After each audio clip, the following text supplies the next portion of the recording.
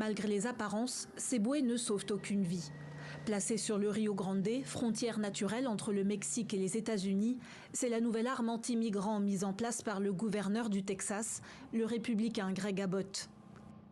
Jesse gère un club de kayak installé le long du fleuve, aujourd'hui à l'arrêt. Vous trouvez ça beau, vous? C'est une zone de guerre. Entre chaque bouée, il y a une lame en dents de scie, comme une scie circulaire. Donc si tu tentes de t'y accrocher, tu glisses et tu te fais couper. Début août, un corps sans vie y a été retrouvé. Mais certains migrants sont prêts à prendre le risque. Car si la barrière flottante est longue, elle n'est pas interminable. Venues de toute l'Amérique du Sud, ces familles longent les bouées jusqu'à trouver une brèche et s'y engouffrer. Une fois sur l'autre rive, elles escaladent la clôture, haute de 3 mètres, et enjambent des fils barbelés. Mais selon elles, le plus dur est derrière.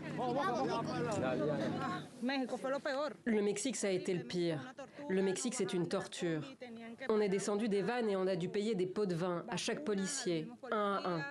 Pour arriver ici, ça a pris 3 jours de train avec mon fils. Je voyage avec mon fils. C'était terrible. Sous 40 degrés à l'ombre, les migrants sont accueillis par la police des frontières qui procède à un rapide contrôle d'identité. Écoutez-moi, il vous faut à chacun ce document. Un par bagage, vous comprenez? Édouard. Oui. C'est le seul prénom ici? Oui. À vous tous? Oui. Conduits au centre de rétention, certains pourront y déposer une demande d'asile, les autres seront expulsés. Une situation qui laisse les habitants perplexes.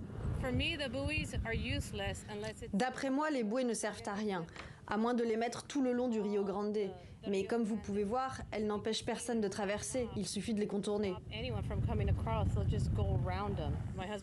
Mon mari et moi, on ne croit pas à des frontières ouvertes, mais on ne croit pas non plus qu'il faille traiter les gens de façon inhumaine. Ces bouées font l'objet d'un bras de fer judiciaire entre le Texas et le gouvernement fédéral des États-Unis.